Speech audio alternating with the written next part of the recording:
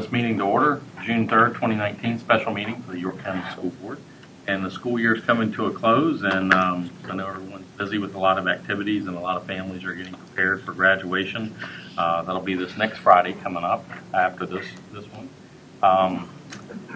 And as a board member, today we look forward to seeing and celebrate all the hard work and dedication and the accomplishments of our students who worked hard to trudge through all those years of high school and graduate.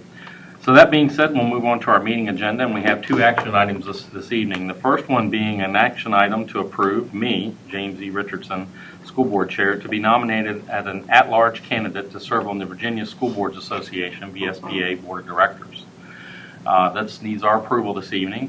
So I'm submitting my name as consideration for an at-large candidate for the VSBA Board of Directors, and if chosen for this position, it would allow me to have some input regarding the various challenges that school boards face and give us some representation from York County as well. If I may I move that we accept yes, ma'am. Silently accept. Okay. I second. Okay. We've already had discussion on this. We've talked about it. We have talked about this in the past. So we have a motion and a second. Ms. Ford. Okay, a motion was made by Mrs. Haywood and seconded by Dr. George to approve Mr. Richardson to be nominated for the SBA Board of Directors. Mrs. Haywood? Yes. Dr. George? Yes. Mr. Medford? Yes. Mr. Higginbotham? Yes. And Mr. Richardson? Yes. And may I say congratulations, and I hope everything goes well. I have been on that board for such a long time, and the importance that it does, and it's good to see York County being at the forefront at the state level again. Thank you. Thank you, Ms. I was going to say the barbers served many a year. Tough years in some cases with some of the stuff that was going on that you were lobbying for, even in Richmond. So have fun with that one, too. All right. It's a good group. It'll be good, yeah. All right, thank you. We have another action item. A second item is Resolution 19-30A, a resolution to approve specific division procurement, which needs approval this evening. Dr. Shandor, I'll let you share information on that. Thank you, Mr. Richardson. Good evening, board members. I'm going to pass it over to Mr. Bowen, who's going to share a little bit of information related to this. Mr. Bowen? Thank you, Dr. Shandor. Mr. Richardson, members of the board. This is a resolution to increase the cost for the York High Learning Commons. We brought this to you in early May, and the estimate that we had on the resolution at that time was $800,000. We got the bids back, and it came up to $832,000. So we just need the board's approval to move forward with signing the contract and completing that process of construction can begin this summer. Are there any questions? If there's no questions, is there a motion and a second to approve the resolution? I move approval. Second. A motion was made by Mr. Medford and seconded by Mr. Higginbotham to approve Resolution 1930A. Mr. Higginbotham? Yes. Dr. George? Yes. Mr. Medford? Yes. Mrs. Haywood? Yes. And Mr. Richardson? Yes. And then we have several presentations lined up this evening. The first one's on the strategic plan update. Goal 4 objective, family engagement. Dr. Shandor. Thank you, Mr. Richardson. I'm going to ask Ms. Cheryl Parr to come on up to the table. Associate Director of School Administration. She's going to update the board on Goal 4, the FY 18-22 strategic plan as it relates to family engagement. Her presentation will outline the implementation of school-level family engagement plans, which will occur in the 2019-2020 school year. Ms. Parr. Thank you. Good evening, Mr. Richardson, members of the board, and Dr. Shandor. Tonight I will provide a strategic plan update for you on Goal 4, which is school culture, specifically addressing the area of family engagement. The objective that you see here will be implemented next school year in 2019-2020, and tonight's update will provide for you information about planning actions and structures that are currently being addressed. This objective partners with the school culture objectives Dr. Butler will be reviewing for you shortly, which focuses on fostering respect for families of different cultures. By following the steps that you see here, we will expand what we already have in place for engaging families in our schools. It will be important to utilize research highlighting successful strategies and also provide professional development for all of our staff. By establishing a family engagement committee, which also includes parents, we will move from family involvement to family engagement. Adding specific goals to school improvement plans will ensure that the focus remains on exactly what we are trying to accomplish. Current research from the Virginia Tiered Systems of Supports, or VTSS, establishes a framework for how we can move forward with increasing family engagement. Involving families as equal partners with us on this journey will be a key component. Family engagement professional development experiences have already started for us. In January, a trainer from the VTSS team met with school teams from every building, focusing on the difference between family involvement versus family engagement. And that's a key component for us in YCSD. In March and April, information was shared at administrative meetings. In March, also, a YCSD team attended a VTSS training in Richmond titled Moving Forward to Meaningful Partnerships. Professional development is going to continue for us both at Leadership Academy and on our division-wide PD Day. A family engagement committee has already been established.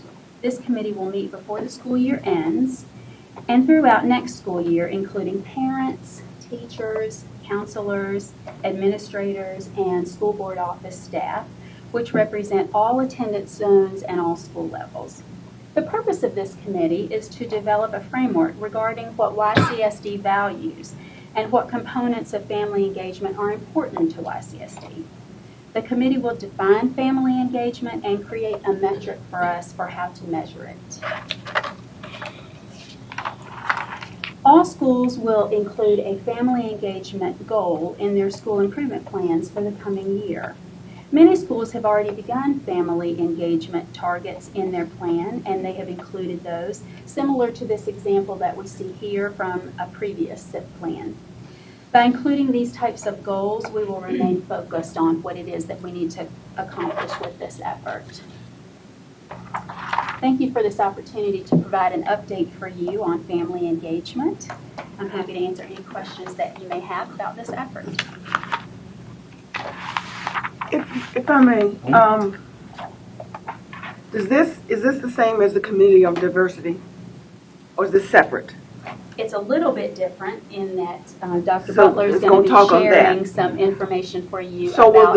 are they two separate committees then? They are. Okay. However, they will be intertwined with efforts as we move forward in Okay. many ways, as you'll hear from what Dr. Butler is Okay. getting ready to share. And Okay. that cultural piece is very important to this as well. Thank you. Thank you, Ms. Park, Thank for you, that Ms. Park. presentation. Appreciate that.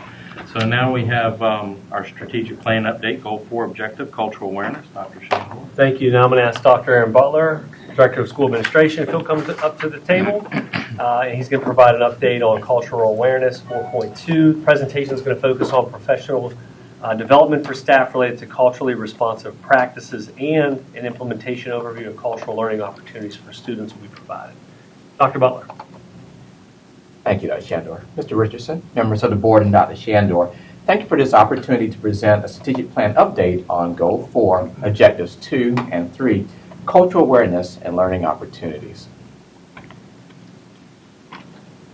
This evening, I will share the planning steps being taken to meet Objective 2, Evidence-Based Professional Development, and a schematic for implementation. I will also provide a preview of the preliminary actions and structures being developed to meet Objective 3, Cultural Learning Opportunities. To frame the cultural awareness professional development for staff, the division will be using the Virginia Tiered Systems of Support, or VTSS framework. The division is completing year 1 of the implementation of a positive behavior intervention system, which is known as PBIS. The framework is an evidence-based approach which is designed to assist schools in creating caring, supportive, and inclusive learning communities by providing processes, structures, and protocols to help integrate academics, behavior, and social-emotional wellness to support all students. A core element of social-emotional learning domain is the culturally responsive framework. The culturally responsive framework involves 5 components that work in concert to ensure students are provided a rich and inclusive learning environment and places value on the individual's life experiences and backgrounds to ensure that their unique voice and cultural heritage is embraced by the school community. As a part of the tiered system of support implementation process, school-based VTSS, PBIS leadership teams will receive training on how to embed these core components into their school-wide practices and interactions with staff, students, and families. Developed by the University of Wisconsin in collaboration with the Wisconsin Department of Public Instruction, the Checklist for Culturally Responsive Practices is an assessment tool designed to give each school-based PBIS team an evidence-based cultural climate measurement tool.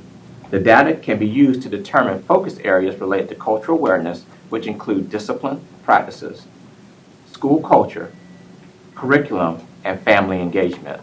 Each school-based VTSS PBIS leadership team was required to use the checklist this year to assess their current school practices and determine areas of growth and identify professional development needs.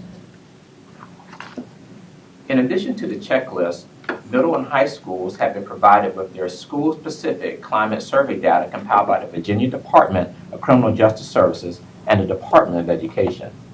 Every Virginia public middle and high school in alternating years is required to participate in the school climate survey. The survey is taken by both students and staff and contains questions related to discipline, school rules, bullying, student engagement, and cultural competence. This year, during the months of October, January, and April, school-based VTSS PBIS team leaders receive training on Tier 1 behavior structures, family engagement, and culturally responsive practices. Based on the results from the school-based cultural responsive checklist, the DCIS secondary school climate survey, and school requests, ongoing professional development will be provided for the 2019-2020 school year, and this will occur every quarter. This summer, professional development opportunities focused on equity, cultural competence, and cultural awareness will be offered through funding from the Virginia Department of Education VTSS grant, the Title IV federal grant, and the YCSD instructional department. Each school has been allocated funds to send school-based teams composed of teachers, paraeducators, administrators, and/or school counselors to attend the Region 2 Leading and Teaching for Equity Conference, the Effective Classroom Systems Training, and the Tier 1 Forum on Culturally Responsive Approaches. Teams will use the information gathered during the summer training to develop school-based cultural learning opportunities and examine factors that affect school climate and culture. The Committee for Equity and Diversity was formed this school year and included parents, school counselors, school administrators, and school board office staff that represent all attendance zones and school levels. The purpose of the committee is to review current data related to diversity and equity and offer recommendations for achieving the strategic plan objectives aligned to cultural learning and school culture.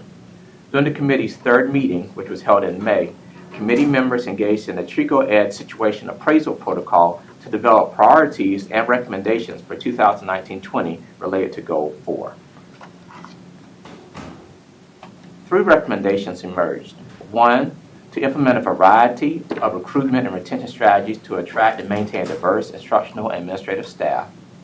2, to institute ongoing and comprehensive professional development opportunities with a focus on cultural learning, equity, and diversity. And 3, to allocate division funds for school-based and division-wide interventions and supports to address disproportionality and achievement gaps. For the 2019-2020 school year, activities will focus on implementing the recommendations from the Committee for Equity and Diversity. In addition, the instructional department has established a work group to develop an interdepartmental approach to developing cultural learning opportunities for students, which includes school administration, operations, and instruction. Thank you for this opportunity to present an update on Strategic Plan Goal 4. I'm available for questions at this time. Just curious, what you said that survey is given once a year? The DOJ survey? Yes, sir. It's given for alternating years. So every year they give it, but on even years, middle schools, students and staff take it, and then on odd years, the high school staff and students take it. Do you know what time of year they take that? Usually in the spring, so there's a window they open around February, and it runs through March, right before spring break. So just to make sure I'm understanding all the buzzwords and everybody else understands it. We have a family engagement committee that does its thing. we have a cultural awareness objective goal, and under that comes your committee on equity and diversity. Yes. And this committee will function underneath of this cultural awareness Yes, ma'am. concept. Yes, ma'am. Both the family engagement and the cultural awareness is focusing under the VTSS umbrella. Okay. And it integrates both. It's Okay. just that we want to Okay. make sure that we had all the stakeholders at the table. And there's Okay. been there's some crossover between both committees because Ms. Parr and I serve on both, as well as some other staff members, to make sure that we're all on the same page and aligning all of our efforts. And that's something that's required by the VTSS approach as well. And the Committee for Equity and Diversity, how often have they met? And their recommendations are compiled in here Yes, ma'am. as well. So we've met 3 times this year, and then we have planned, when we had our last meeting, we have another meeting scheduled for this coming up October, because they wanted to, and what we did at the first meeting was we went through the data that we had as a division and kind of went through everything from HR data to academic to discipline data to professional development data. Then we engaged in the situation appraisal to kind of prioritize, what are the issues, what needs to be clarified, what are the big issues, the serious issues, and the urgent issues that really need to be addressed. And then based on that, they came up with those recommendations saying, looking at the data and looking for that activity, those were the 3 things that came up as things they thought were priorities to focus on. I guess my question goes back to the board. Remember I asked some time back about where do we stand as far as communication, having dialogue at similar group sessions across the division. Maybe there's something that can come under the equity and diversity guidelines if that group. I don't know. I just don't want to lose the concept of having dialogue across the division. And talking to you individually, you say, yes, we haven't moved that way as a board. And maybe you don't want to as a board, but if that's what you want, say, I don't want to do this. You know what I'm saying? I don't want it to get lost The in cultural dialogue. committee was doing what you were asking too. I don't know. Yeah. That's why we haven't, I've heard bits and pieces about this, but I haven't heard that this is what they're going to do. So whether or not we have this dialogue, do you want it? Does the board want it? Does the board not want it? Don't tell me one thing over here and you don't stand up and say, let's do it. So that's all I'm asking is where do we stand? And is this something that the Committee for Equity and Diversity can focus on? I'll jump in. I've got a couple of questions.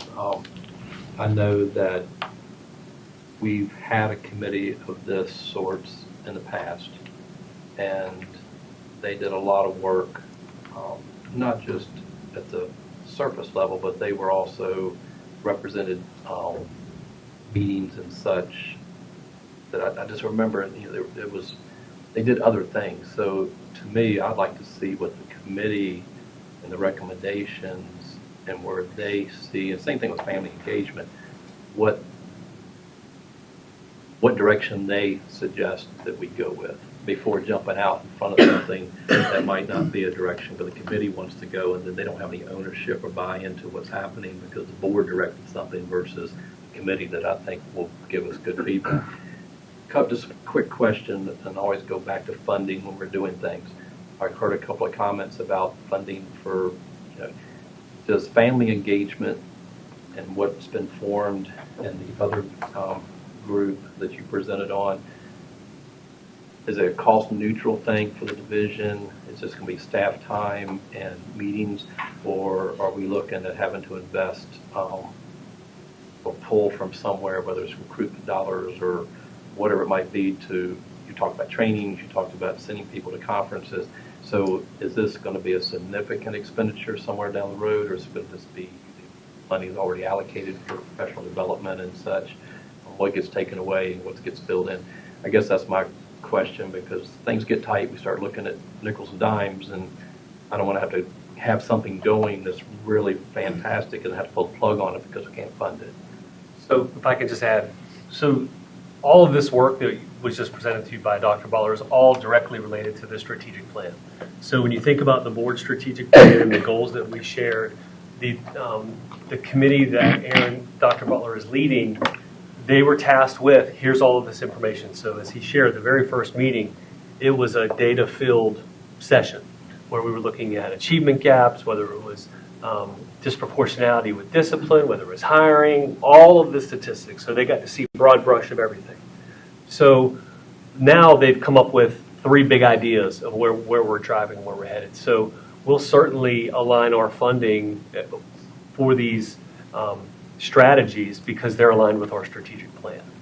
So it will be supported. They're going to give us guidance along the way, and I think this will evolve. I don't think this is just a let's meet 3 times and let's come present to the board and that's it. I mean, the purpose of all of this is to make change in the schools, to make change for all of our populations of students, not just one group, but all of our groups of kids.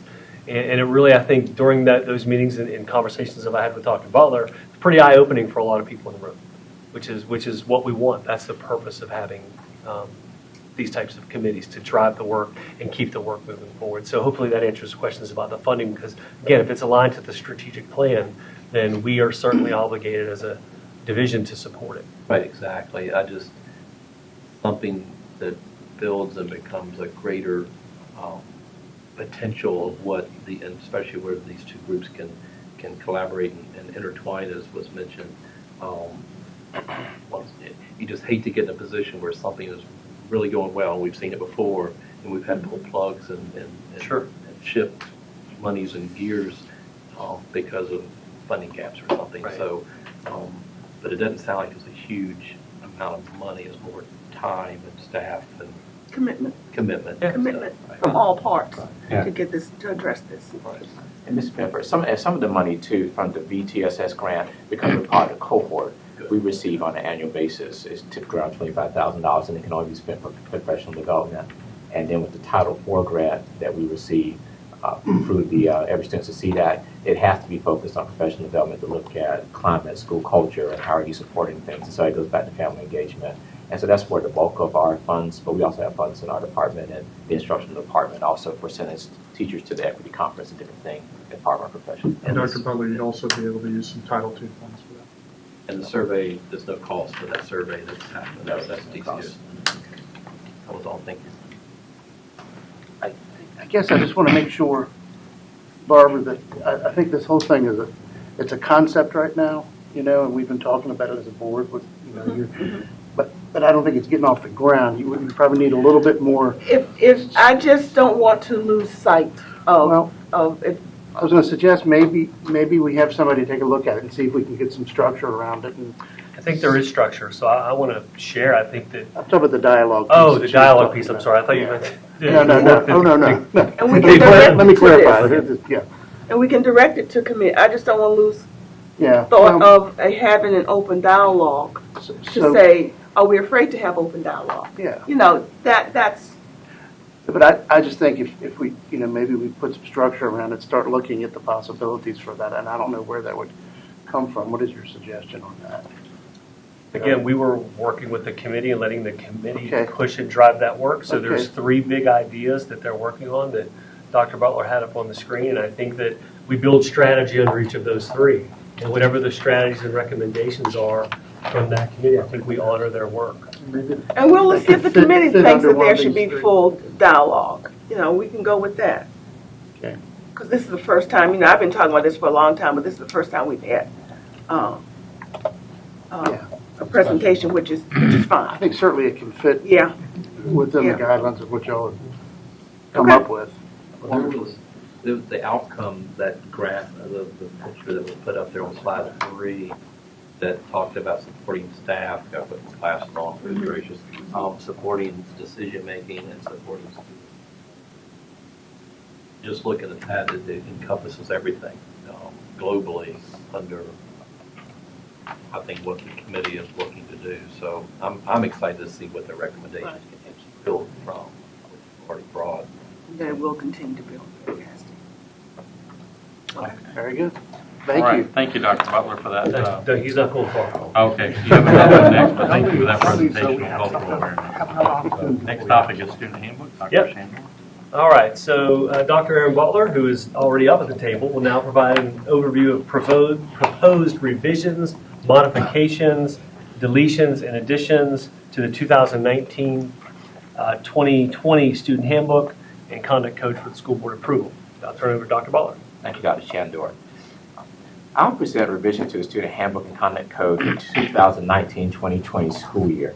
Per the Code of Virginia and York County School Division Board Policy, the Student Conduct Code and a copy of the compulsory attendance law must be provided to all public school parents within 1 calendar month of the opening of school.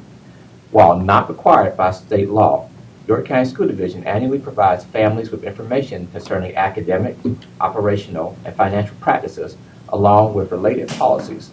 It is important that parents and students review the Student Handbook annually to ensure that they are aware of important information concerning testing, behavior expectations, academics, and division procedures. This evening, I have broken the presentation into 5 parts. The first portion of the presentation will address editorial revisions to the handbook that do not substantially make changes to division policy or procedures. The second portion will address content revisions to align with adopted policy or practices. The third portion will encompass revisions to the handbook that include substantial changes to current instructional policy or practice. The fourth portion will address revisions that involve substantial change to school administration and operational policies and practices. And the final portion of the presentation will address changes required by state or federal law. This table lists date changes which occur annually, including calendar, graduation, and early dismissal information.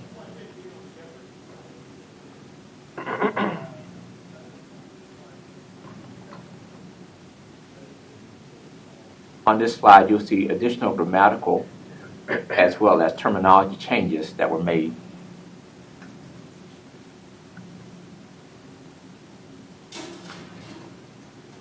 You have, board members, you have this folder in your packet on the computer.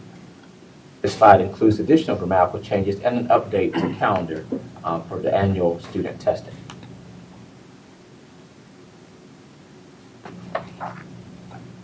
These handbook pages have a syntax change and as well as a name addition. Got to edit. This concludes the first section of the presentation. Are there any questions related to editorial changes? Content revisions include a description of the Learning Center alternative learning environment and a description of the English Learners program.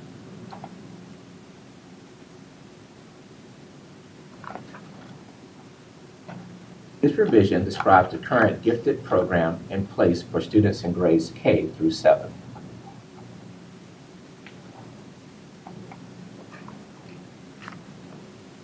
Telephone use by students has been added to page 24 in the handbook.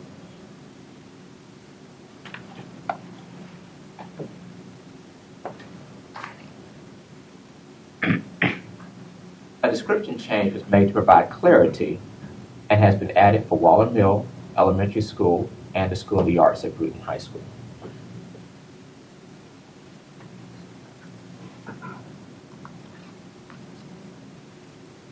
The school board previously approved that students can make up all work during the suspension. Language has been changed to reflect this information.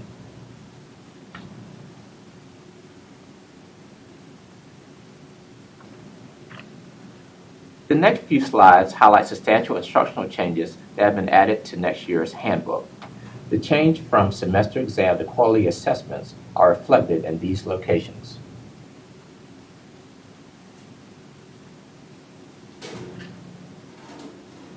On page 8, information about the Early College Scholars Program and how seniors can earn college credits before graduation has been added.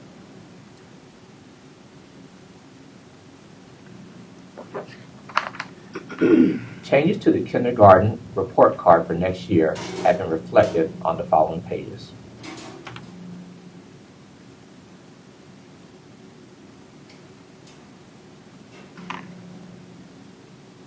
The changes you see here show the deletion of the term parent universities, which more accurately reflects the strategic plan goal for family engagement.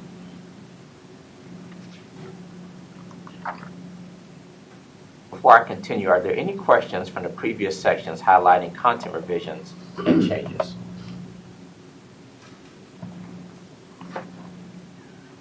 Substantial changes to school administration and operations procedures will be reviewed at this time. The following changes provide clarity for when students cannot participate in physical activities.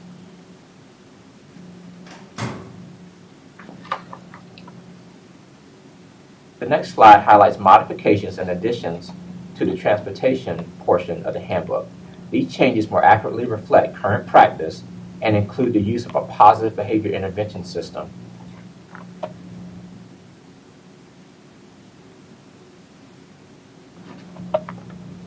On page 42, dress code information has been modified to align with current trends that have been thoroughly reviewed.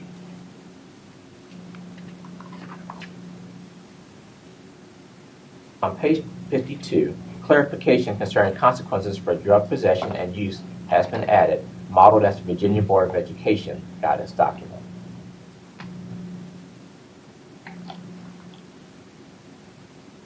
Regarding disciplinary processes, subheadings and language were added to provide clarity and increase readability.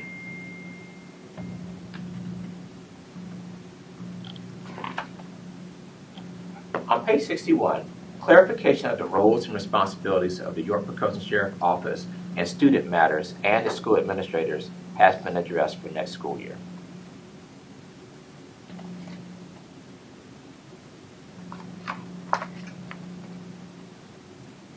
Are there any questions about changes to school administration operations procedures that will be reflected in next year's handbook?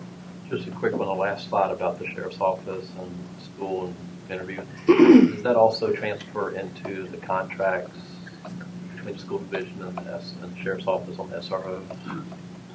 Where does that wording get updated in the contract? So the deputy county attorney did review that. So The memorandum of agreement. yes, for memorandum of understanding. Yes, sir. And it was in collaboration with law enforcement and the county attorney and school board office staff to work on that language. So Both documents kind of say the same thing. Would you speak to the dress code? And the only reason I say that, I know for me with the town hall meetings, that comes up every year. Every year. Every year. No, I know. And as I told them, this was up for review and we would come back with it.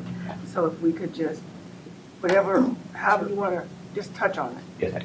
Yes. So this year, because of information that was in the handbook, Angie Siders led a committee which included parents and students and staff to look at the dress code and to look at current trends. And so I'm going to defer to Mrs. Siders. Yes, parents were finding it difficult to buy clothes based on our dress code because they found it outdated. And so we did do student focus groups in all the zones. We also had a parent and administrator committee, and they helped come up with the current dress code. It's really to meet the needs of the families because they were really struggling with trying to buy clothes and more for equity of the girls. Okay. But still be age and still be appropriate for schools. Yes. One quick question.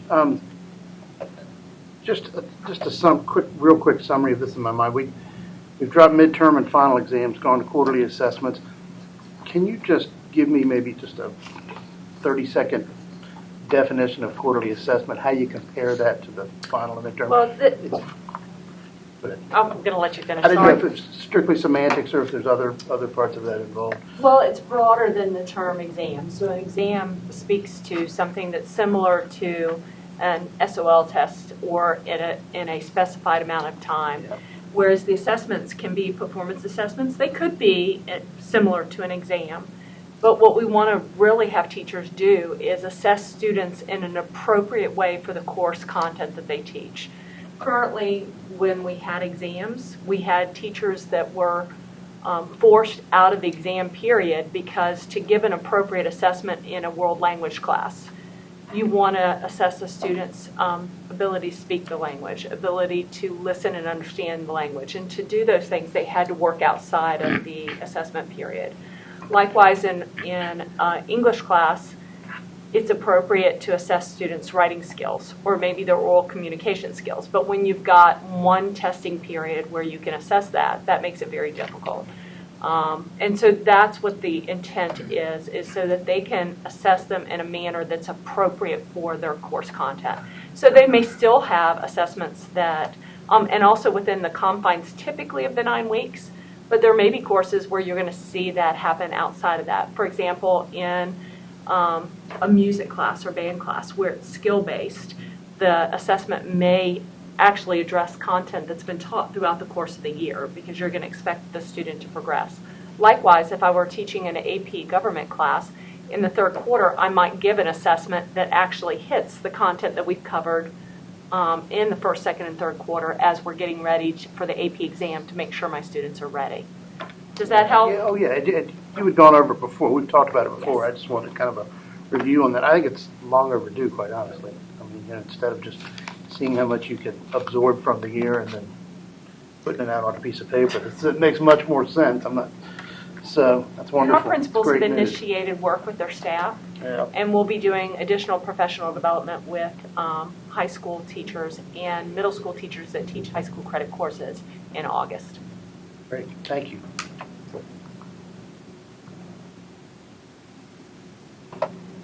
The final section of the presentation will address changes required by state or federal law. Compliance with ADA regulations for visual impairment is now reflected throughout the entire handbook.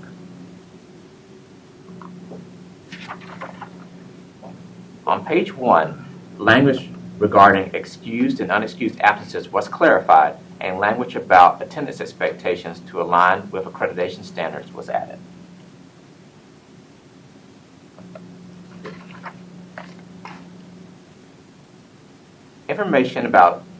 Information from the Virginia General Assembly regarding career counseling for younger students has also been added.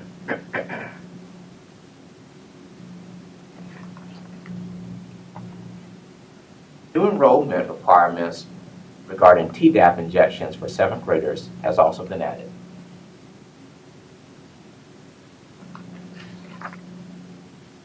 New requirements for high school students to take and pass math and biology SOL assessments is described on page 36.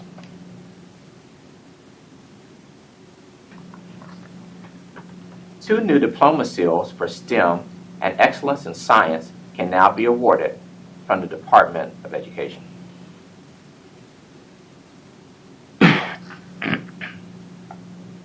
The entire table of offenses and range of consequences has been revised to reflect ADA regulations and to be consistent with the language used by the Virginia Board of Education.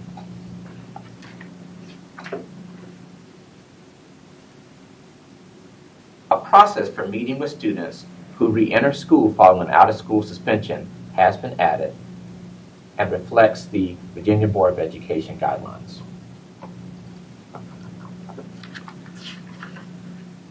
Specific language for long-term suspensions for aggravated circumstances has been added to next year's handbook to comply with the Code of Virginia.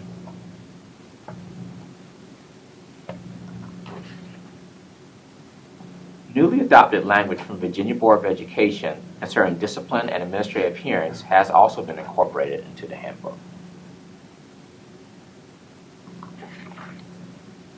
Thank you for this opportunity to present revisions to the Student Handbook and Code of Conduct for 2019-2020. I'm available for questions at this time. I just want to take a minute to thank Dr. Butler and his work on it. I know, the Student Handbook and Code of Conduct is not the most exciting presentation. However, there's a lot of work that goes into this with all the requirements. You made it pretty painless. There's a lot of work that goes into a lot of requirements that a lot of members in this room contribute to that work, and we try to make that as clear and as simple as possible for the board and for the community. So thank you, Dr. Butler. Appreciate it. Great job. It was very detailed. That was a lot of work. Thank you. How many pages is that document up to now? It's 125. Yeah. Thank you, Dr. You knew Butler. exactly. Thank you. All right. So our next item on our agenda, we have an update on our Zweibrücken Exchange student program. Dr. Shandor. Thank you, Mr. Richardson. Ms. Sandy Hespy, our coordinator of career development, she's now going to update the board on some of the progress we've made in reestablishing the Zweibrücken Student Exchange Program. Don't ask me how to say it. Go ahead, we'll pass it over to Ms. Hespy. Good evening, Mr. Richardson, members of the board, and Dr. Shandor. In July 2018, renewed interest in this program was shared at a meeting held with the county administrator, superintendent, board of supervisors chair, and school board chair. Since that time, contact has been made with Zweibrücken to discuss program updates. Before proceeding, let me share some background information for those who may not be familiar with this program. What is the connection to Zweibrücken? The connection between Yorktown and Zweibrücken started when citizens from Zweibrücken participated as allies to the Continental Army in the siege of Yorktown. The victory of this battle led to the American victory of the Revolutionary War.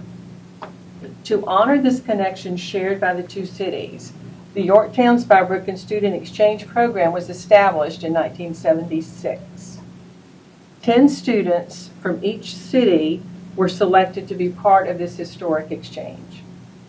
The program was suspended in 2011 due to reorganization and calendar changes in Zweibrücken. However, school and city participants in both Yorktown and Zweibrücken were hopeful that the program would resume at some point in the future. Moving forward with starting this program again, it is important to review the purpose of the exchange, which is to honor the connection between the two cities. This is done by providing students from Yorktown and Zweibrücken an opportunity to explore historical sites, participate in cultural activities, attend school together, experience what home life is like by staying with their host families. As the conversation started with our counterpart in Zweibrücken, we agreed that some program updates needed to occur based upon past experience and input from both Yorktown and Zweibrücken students and chaperones. In order to promote sustainability for the program, we agreed that the program should be offered every other year, beginning with the 2019-2020 school year. Because participating students and chaperones in the past indicated that the 3 to 4 week program was too long, we agreed that the duration of the exchange should be 2 weeks. Our contact in Zweibrücken suggested that students from Yorktown have some world language experience other than English, just as students in Zweibrücken are required to have English in addition to German. Going forward, participating students in Yorktown will have completed 3 years of a world language or are currently enrolled in year 3 of a world language.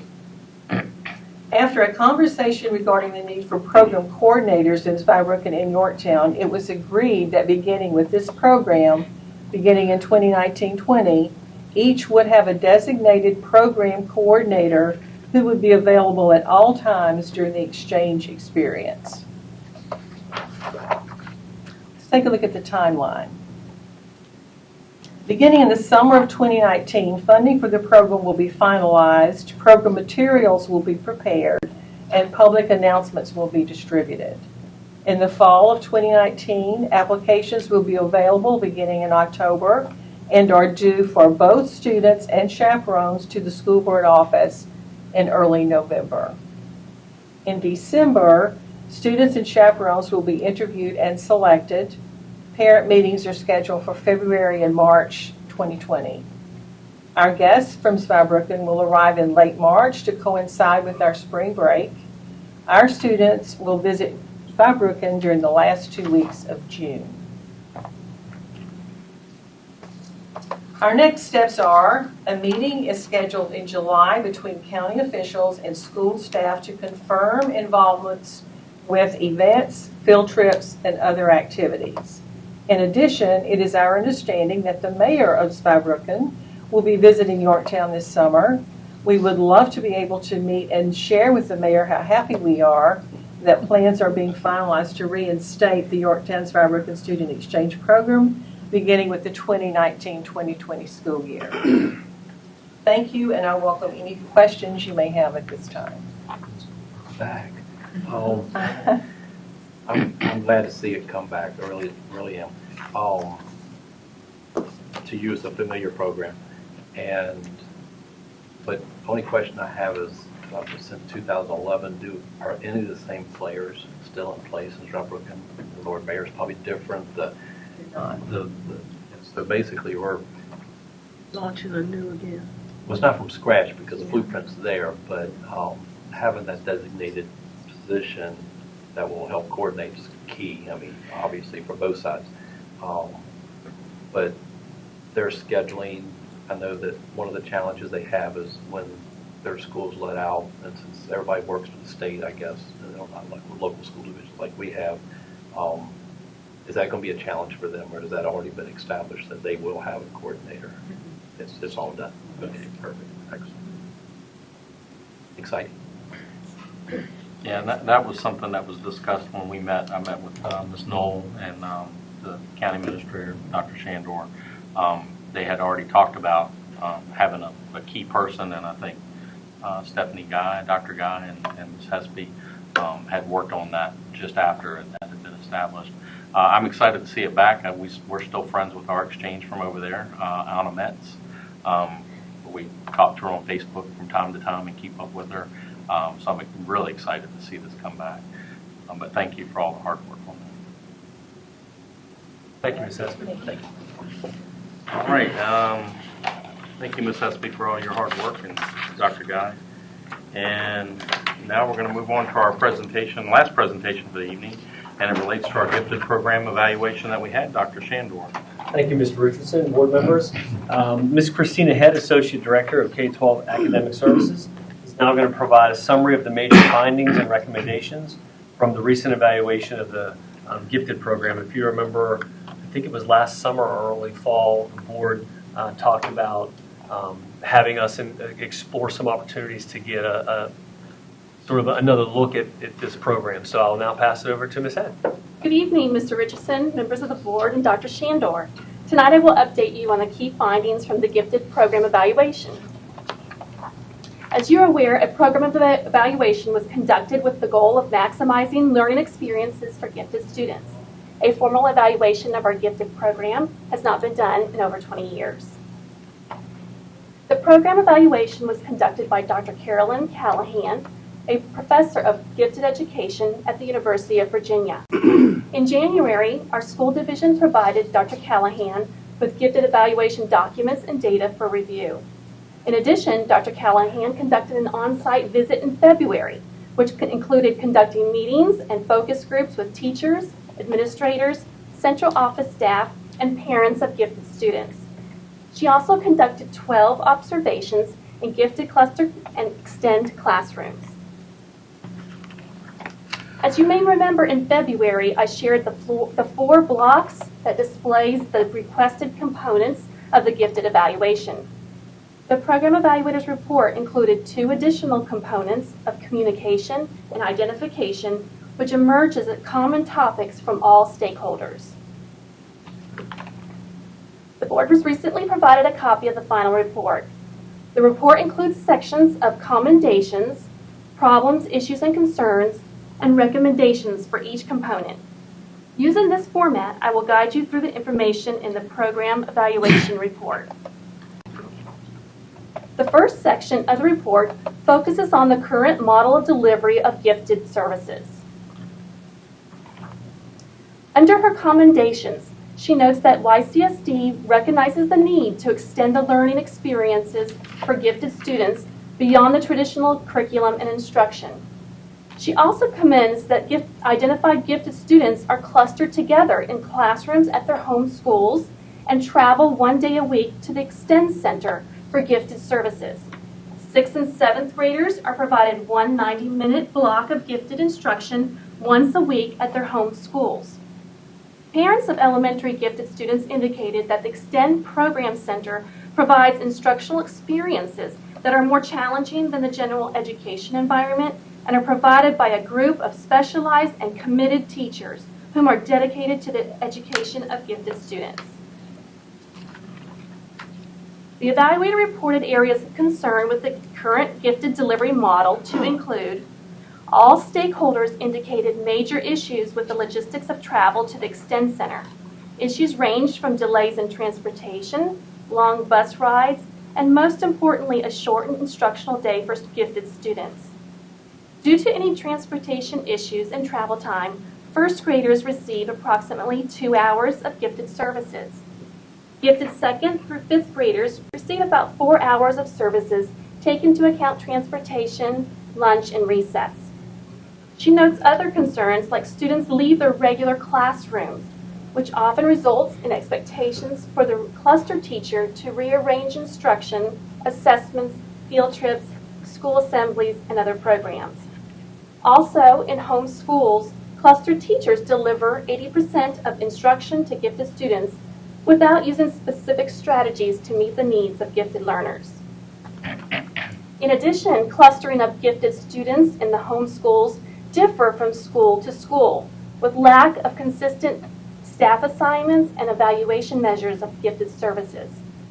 Another concern noted by the evaluator is that the Extend Center is viewed as an independent unit and not integrated with other schools and teachers in York County School Division.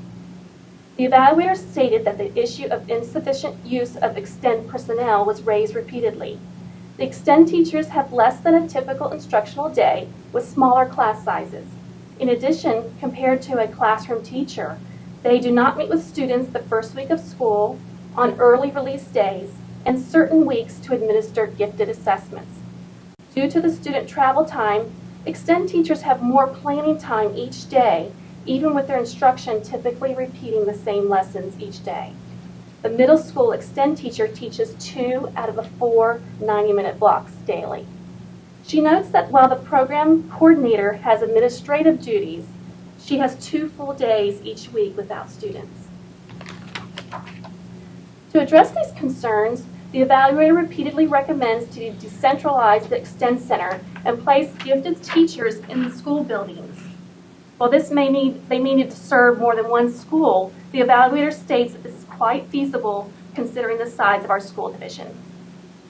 She states that the services in home schools will make it possible to provide push-in collaborative teaching and also opportunities to pull students so they can be served in specific academic areas. Also, services at home schools would facilitate opportunities for gifted teachers to model gifted instruction and work collaboratively with teachers on differentiation of SOLs to all high ability students, not isolated to identified gifted students. The evaluator also recommends to develop clear policies of the assignments of clusters of gifted students to qualified teachers. She recommends revising the enrichment Extend classes at the middle school level and to incorporate those services in advanced academic classes for language arts, math, and science. Lastly, she recommends an alternative of having 2 gifted center locations if space in schools were limited in some buildings. Next, the evaluator combined the 2 components of curriculum and instruction into one section. Under commendations, the evaluator noted that parents perceive the instruction in the Extend Center as more challenging and engaging. Observations at the Extend Center documented high level of student engagement in learning activities. She noted that Extend teachers have recently used local experts in the gifted field to update and improve their individual 3 instructional units. Also, that gifted cluster teachers utilize differentiated instruction for all students. In regards to curriculum instruction in the Extend Center, the evaluator reviewed the curriculum documents with Dr. Sandra Kaplan, one of the leading national experts on curriculum development in the area of gifted education. The evaluator notes that the Extend units and topics stand as independent entities and are determined by the individual teachers, with no clear scope and sequence of content or skill development within the grade level or across grade levels. The evaluator notes concerns that the units lack a pre-assessment measure and need increasing competency and skills across the units and should be revised to incorporate universal concepts that can be transferred across subjects and into regular classroom instruction. Focus groups and observations noted that gifted cluster teachers emphasized that their Tier 2 teaching efforts and strategies tend to be specific to struggling students. Under recommendations, the evaluator again recommends moving the gifted instruction to the home schools for co-teaching and to provide a collaborative approach at both the elementary and middle school levels. In addition, she recommends to review and revise extend units, and they should be clearly tied to the regular classroom instruction. The report recommends that teachers in cluster classrooms are provided with time and support to prepare and develop instructional plans to service the gifted students as they are with them the majority of the time. The next area of evaluation focuses on professional development in gifted education in YCSD. The evaluator commends that the Extend teachers are endorsed in gifted education. She notes that it's impressive that the Extend coordinator is active in regional and statewide gifted associations. She shares information with her colleagues and encourages them to stay current with trends in the areas of gifted education. She also states that the Extend teachers are regarded by other teachers and administrators as willing to share resources, offer face-to-face and online consultations, and staff development upon request. The school division has also provided professional development to gifted cluster teachers in the area of reading and math, in addition to bringing in a gifted expert each year for a half-day professional development. Also, the Extend staff is currently conducting a book study with the gifted cluster teachers. Some findings in the area of professional development.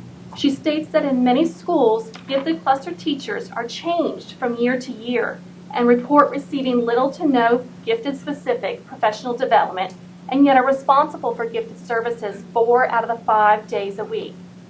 Also, that no specific training has been provided on how to recognize gifted behaviors in underrepresented populations. Dr. Callahan notes that the Extend teachers shared that while they are asked to provide professional development, they feel they're not trained on how to conduct professional development sessions. However, the division routinely utilizes teachers and peer educators to present trainings to their peers. Dr. Callahan again recommends the homeschool service delivery model to create a culture where staff understands that gifted students are not just gifted at the Extend Center, and professional development would be job embedded and specific to what teachers need. She recommends to provide Extend teachers specific professional development from gifted experts on the process of updating and refining their curricular offerings. In addition, she recommends providing Extend teachers with training on collaboration and co-teaching. She recommends providing joint workshops for the Extend and gifted cluster teachers to gain a mutual understanding on the concepts and strategies of differentiation for gifted students, and to provide staff development on how students from low-income and minority populations might manifest characteristics of giftedness with the use of a specific rating scale. This slide shows the additional 2 components of communication and identification that emerge from the evaluation from nearly every stakeholder focus group.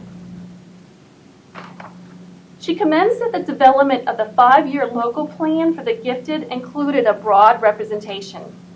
Parents reported communication from the Extend Center staff on units and activities, and school personnel reported satisfactory communication in regards to testing and schedules. Some issues that came forth from the evaluation include concerns that many staff members of the school division are unaware of the goals, curriculum, and services of the gifted education programs. She reported that teachers and administrators reported unanimously that there is little to no collaboration or communication with Extend classes and staff outside the program.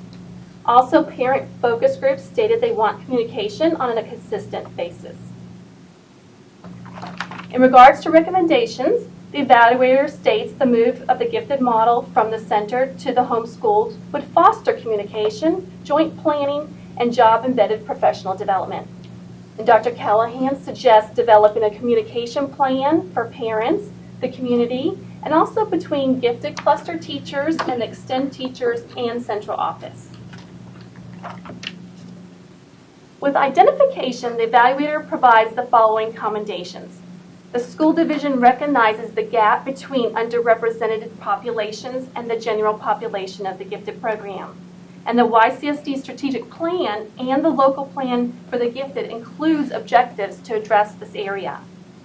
In addition, the division added a universal screening for all first grade students in an attempt to increase the pool of students for gifted testing. And current screening and identification procedures include strategies for identifying twice exceptional students. Dr. Callahan noted the following concerns. The focus groups expressed the request for gifted services for specific talents such as mathematics or language arts to reach a broader population of students that might have talents in specific areas instead of general intellectual ability. Also, she stated that current YCSD identification process leads to an underrepresentation of low-income and minority students.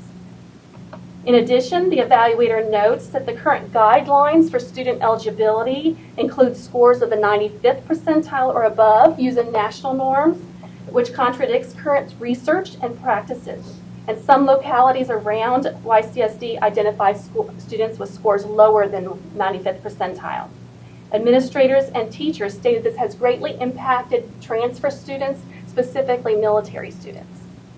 She notes that the use of national norms compares students' scores to other students in the nation, while scores for students in Title I schools should be compared to school peers.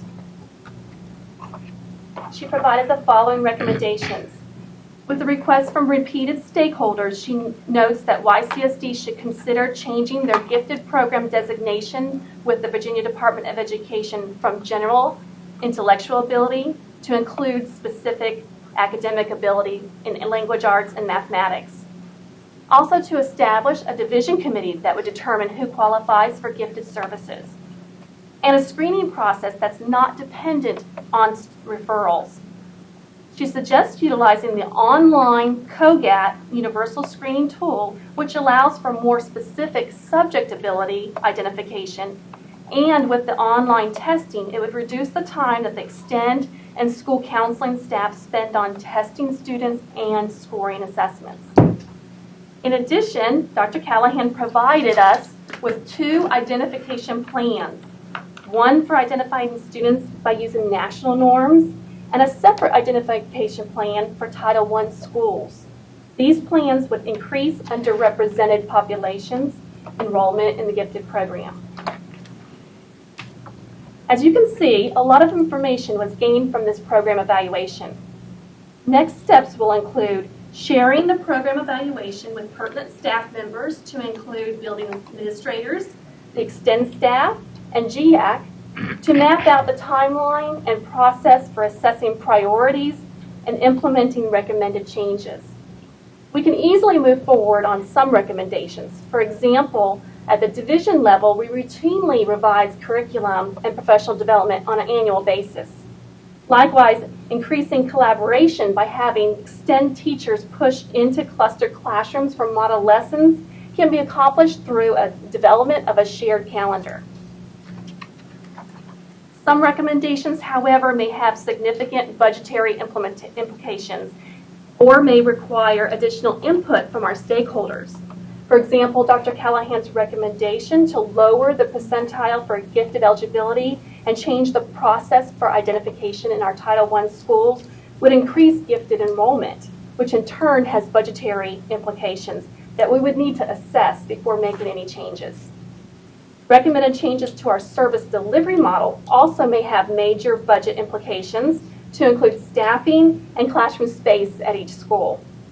It's also important to involve stakeholders such as parents of gifted students, Extend teachers, classroom teachers, school administrators, and central office staff when working through recommendations that have significant change practice.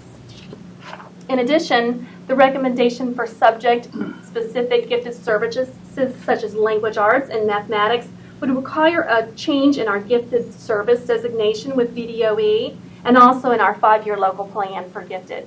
Again, input from our stakeholders would be a part of this consideration.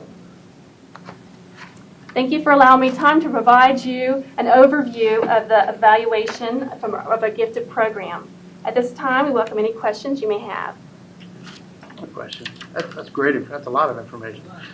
Come a long way, no doubt. I'm just curious. So one of the challenges was recognizing gifted behavior. What early on, can you tell me just from a practical standpoint in the classroom, what kind of things are you looking for to recognize gifted behavior early on? Well, she mentioned specifically in our underrepresented populations, but we have the extend teachers and the teachers and the counselors had a rating scale or a look for list that they used during the year to kind of guide them to identify students in their classroom as it's like a checklist survey. Any idea what some of those things were? Who devised that? Was that a state devised checklist or your county devised checklist? Ms. Haywood, who devised that checklist? So that came as part of the National Research Center, which is a collaboration between several universities in our region and University of Connecticut and University of Georgia. And those questions are very similar to the parent questionnaire and teacher questionnaire that we already used. Sarah, can you provide examples? I think what he's looking for is, so if I had a student in my classroom and I was trying to discern whether that student might be gifted, what would be the things I would be looking for? So it makes me think about making connections quickly and easily, or asking questions, having a heightened awareness for things that aren't age typical, maybe a sudden interest in a deep passion area. Dinosaurs comes to mind. It could be things as far as being interested in news and current events, so things that typically chronologically aged children aren't interested in. It's advanced language skills, inquiry, making reasoning connections with things across disciplines and domains.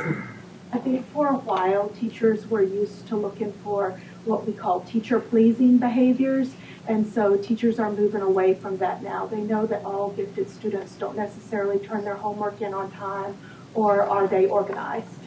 Yeah. So we're moving away from that. So then at that point, they would go into the testing, and that's where the 95 percentile type thing. The referral Yeah, form. yeah, okay. A teacher can refer or a parent can refer.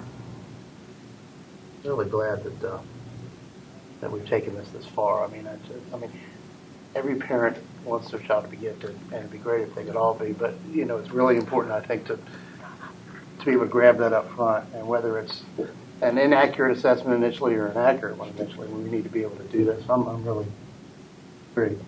Robbie, to jump on what you just said, every parent, their child. I just have great information. Oh my gosh, you could read that report 12 times and you learn something new on it. A lot of depth, there's a lot of good work, and after 20 years, you need to look at something, and we should have looked at it maybe before. But the thing that kept bubbling to the top of your slides of doing the work in the homeschool, just a simple question, and that is, if that concept happened and we have gifted programming at the homeschools, will that impact positively more students just in general? Not accidentally, but purposefully, because some of that delivery, co-teaching you mentioned, would be done and modeled in front of students that aren't, classified as gifted, but they're still receiving that information. So I guess my question is, are we going to hit and benefit more students in YCSD? Yes, so she mentions in her report that the co-teaching model would reach students that are not necessarily identified, that they might be high learners or students that have those specific academic abilities, but that co-teaching model and the model lessons would reach those students as well, not just the identified gifted students. And I know I don't want to get out too in front of this because, of course, stakeholders and committees and groups and discussions, and budgetary impact. But the budgetary impact, I think, the investment of knowing that we can reach more students with dynamic teaching methodologies, whatever you want to call this stuff, and at the homes, it just makes sense to me, just watching the surface presentation. When I start reading into the document, there's so much in there, but I don't see how we couldn't invest in that. We would have to find a way to fund, especially moving forward, if they decide, or the group or the YCSD as a unit decides that done a different way. Impact more students. It just makes sense. Chief, this report hits on a lot of good information. It brings a lot of good information forward that we have done, we have not done. And I would really love to see us, I'm agreeing with Mark, the budgetary piece is how can we meet as many students as possible in this area. Because I want to let the good information and the recommendations go to the wayside. I agree as well. Great presentation. Thank Yeah, you. good job. Thank you. A lot of information. Thank you so much. I think I'm in brain overload process. Thank you, Ms. Head. So that was our final presentation for this evening, and I appreciate all the information that was provided by the presenters tonight. So thank you. So our next special meeting is Friday, June 14th at 10:30 at William & Mary downstairs at Kaplan Arena. We'll do it during in between graduation ceremonies. So continue to strive for excellence as we're nearing the finish line of another successful school year. And we're in need of a motion for a closed session to discuss a personnel matter. So do I have a motion? Chairman, I move that we meet in closed session pursuant to the Virginia Code of the Section 2.2-3, 711A1 of the Virginia Administration Act to discuss personnel. Second. Ms. Ford? A motion is made by Mr. Medford and seconded by Mrs. Hayward for the school board to convene in closed session. Mr. Medford? Yes. Dr. George? Yes. Mrs. Hayward? Yes. Mr. Rubenhour? Yes. And Mr. Richardson? Yes. This meeting is adjourned. We're in closed session.